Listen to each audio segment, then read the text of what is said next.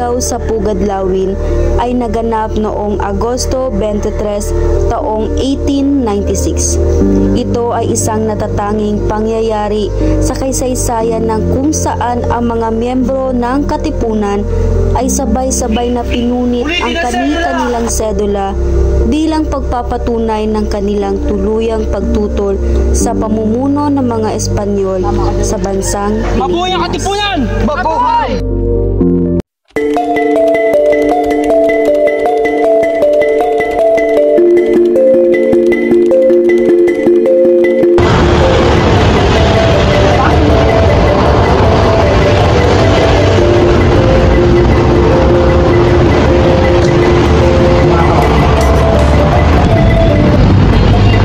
Simulan ng iba natin para sa kalayaan. Dapat natin ipaglaban ang ating karapatan. Sumasang-ayon ako dyan, Andres. Ang pagpapahirap ng mga Kastila ay tumagal na ng labis. Panahon na para kumilos at ipahayag ang ating kasalantan sa ilang bayan. Ngunit, handa na ba talaga tayo para sa kahihinatnan? Hindi natin dapat baliwalain na magalit ang mga Kastila sa ating deklarasyon. Pero kailangan natin maging matatag sa ating mga paniniwala. Ang ating sakripisyo ay magbubukas ng daan para sa mga susunod na henerasyon na malayang mabuhay sa isang malayang bansa.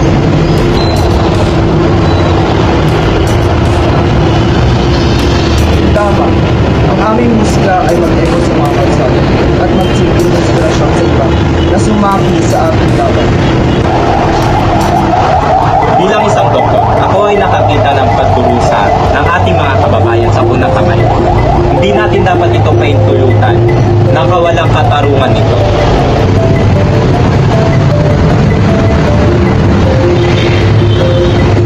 Maaaring matanda na ako, ngunit ang aking diwa ay umapoy sa apoy ng revolusyon. Gagawin ko ang lahat upang maipakita ang kalayaan ng ating bansa. Kailangan natin maging estratehiko sa ating mga hakbang. Kailangan ang mga gagawin natin ay dapat na mas mapapalapit tayo sa tagumpay. Ang bandilang ito ay sumisimulo ng ating pagkakais at determinasyon na labanan ng ating karapatan.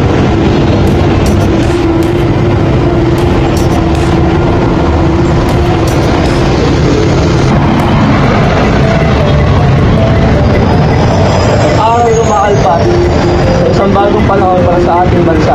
Hayaan natin tanggapin ang sandali at magibahagi ng kasaysayan.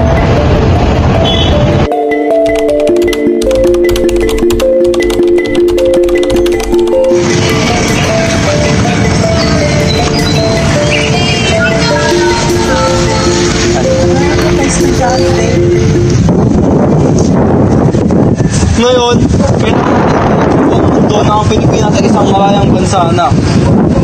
Hayaan natin na maninig ang ating mga tinig sa buong lupain. Hayaan natin ang espiritu ng kalayaan na magbunot sa ating pagkikipaka. Mabuhay ang Pilipinas! Mabuhay Pilipinas! Ano yung tunog na yun? Ito na ba ang para sa mga Kastila?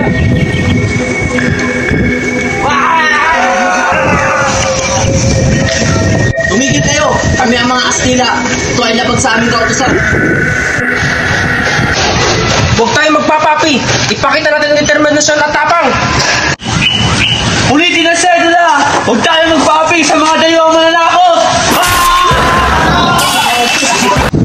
Mabuhay! Mabuhay! Mabuhay! Pagkatapos ng sigaw sa Balintawak, nagpapatuloy ang mga pangyayari sa isang pook sa lungsod kung saan nagtipon ang mga mamamayan upang ipahayag ang kanilang suporta sa bagong deklarasyon ng kalayaan.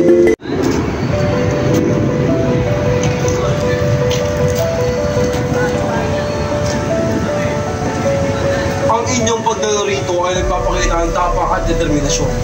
Tayo nagkakaisa para sa laban na ito at para sa ating inang bayan. Ang tagumpay ng ating revolusyon ay nakasalalay sa ating pagmamahal at magkakaisa. Mabuhay tayo lahat! Mabuhay! Magandang gabi, Emilio. Ang inyong pagsuporta ay nagbibigay lakas sa aming mga mandirigma. Sabay-sabay nating labanan ang anumang pagsubok na darating sa atin. Ang inyong kasangga sa paikibaka ay ang inyong katapatan at delegasyon sa bayan. Kaya huwag tayo magkatubiling ipaglaban ng ating bayan. Kayo ang tagapagmana ng ating kalayaan. Tibayan niyo ang inyong puso at ipagpatuloy ang laban para sa kinabukasan ng ating bayan. Bilang estudyante mo, Dr. Valenzuela, sumasang-ayon kami sa inyo. Maasahan mo kami. Maasahan mo kami, Dr. Campbell.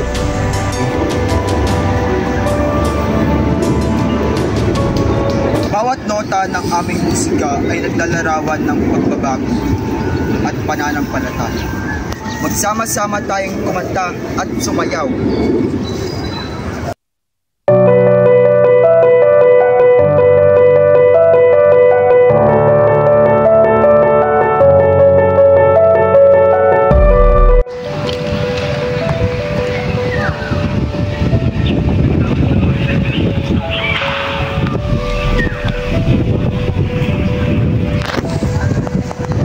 Maaari mo po ba kaming turuan paano manahigi ng Marcela? Oo naman, Iha. Ang bandilang ito ay sumisimbolo sa pagkakaisa at pagmamahal sa bayan. Patuloy nating itaas ang ating bandila sa anumang hamon. Ang mga tao ay nagtuloy-tuloy sa kanilang pagtitipon sa buong araw, nagdiriwang ng kanilang bagong natagpuang kalayaan.